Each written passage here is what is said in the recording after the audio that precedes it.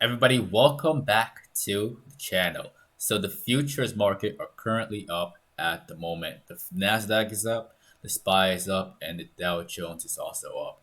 In today's video, I'm going to be sharing with y'all one stock that might go crazy tomorrow and maybe even within the next few days, and why y'all should keep it on your watch list. I'm also going to be answering some of you guys' questions like we always do here on this channel for those of you who dropped the stocks of interest in the comment section of our last video. Now, before we begin, do not forget to annihilate the like button on your way in, and also don't forget to click on that subscribe button if you are new to the channel. All right, so let's get started right off the bat. In the last video, I told y'all that the market was heading towards 4,200.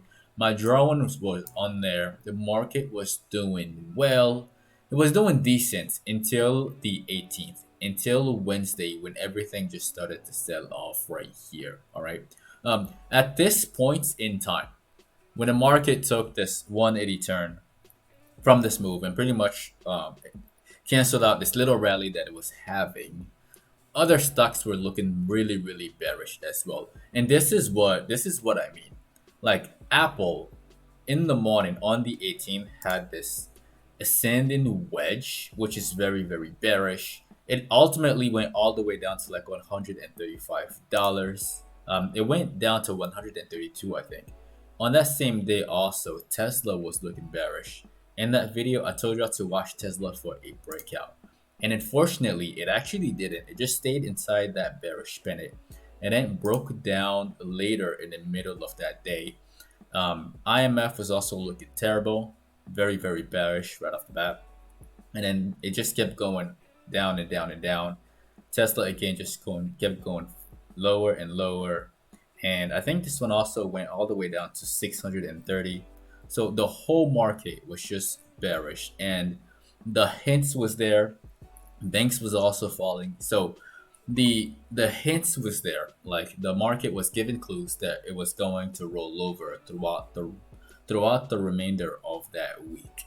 But right now, I think that next week could be good for the bulls. On Friday, there was a lot of buyers going into the market in Power Hour right over here around 2 p.m. into the close.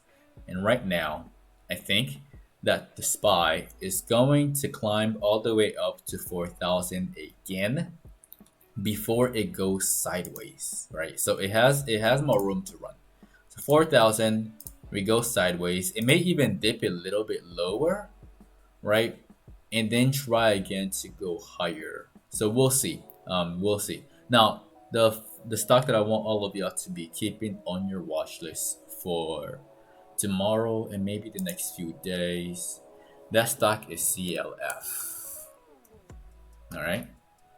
And the reason why I want to talk about CLF in today's video is because of this.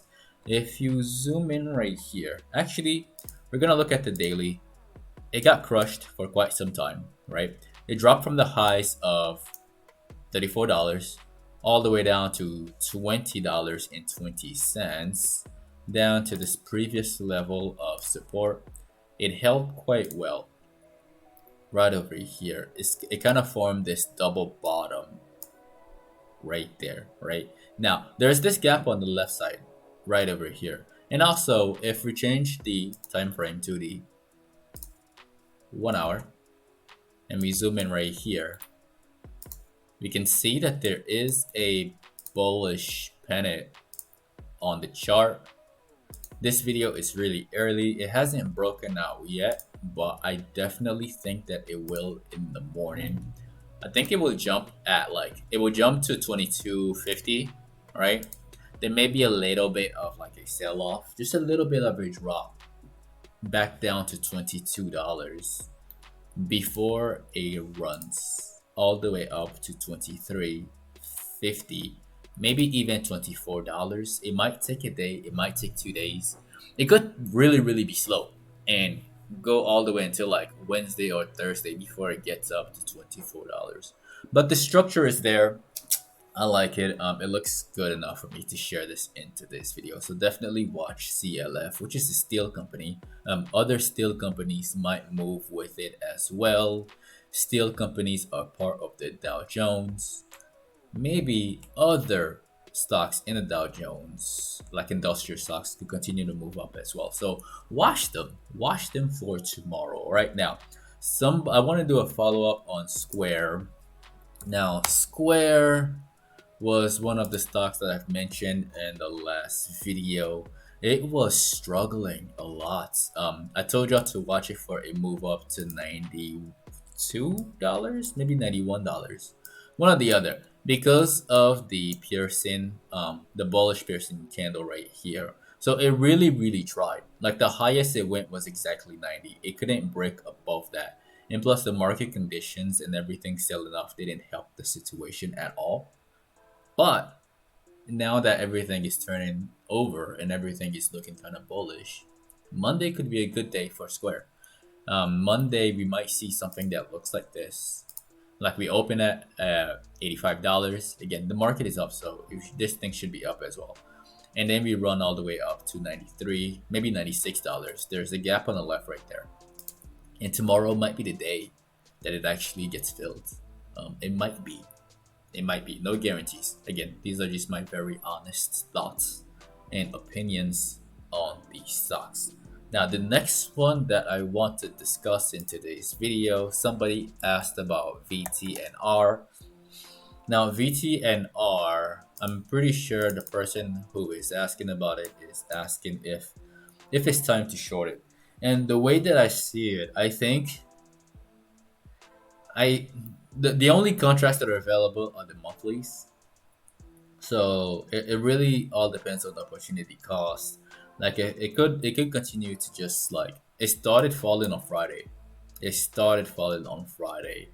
But the move down isn't ferocious, and it looks like it could consolidate some more and then eventually try to go higher. I think it's very tricky at the moment. I personally would like it to be much higher. Like above 20 would be nice. Above 25 would be even better. Like the higher it is, the better it looks for shorts. So right now, I'm watching the stock. We'll see what happens later within the next few weeks. All right. If it starts to just slowly fade, then it might not be worth it. But yeah, that's my thoughts on the stock. I want it to be higher. I really do, just to short it back down. The next one that we're going to talk about into this video, this stock has earnings tomorrow morning. That stock is XPEV. All right, now XPEV right here. It has. Let's go on the weekly. I wouldn't want to short this one through earnings. It's in the morning, so it really it doesn't matter. A lot of you are probably on the sidelines. I think that it's going to open up higher. I wouldn't. We'll see what happens. Again, if it opens higher and there is a structure intraday, then it could be a good opportunity for a long, at least up to $26. But it's too soon to tell. Let's see the 15-minute. It's too soon to tell. Like there is something going on here. I see it, and I kind of like it. I do. So watch it for it. I don't know how long it's gonna keep chopping in here after earnings. If earnings is really spectacular and the reactions is great, then it's probably gonna open up above this line, and then from there it's gonna go to $27. And if that is to happen, then obviously NIO will follow through with that move, right? Like these two stocks have been choppy throughout the last few sessions. They haven't been beaten down like the other stocks like Apple or Tesla, but they've been holding their own and just trading in that zone. So watch it for tomorrow. There could be some interesting moves happening. All right. Now, the last one that we're going to talk about is Snapchat. And Snapchat did its thing. Like I told y'all to watch this thing for a short, way back over here. After this breakdown, it got to where it got to $20, which is solid. The gap at 13 is still there. When is it actually going to drop there? Is it going to drop there tomorrow?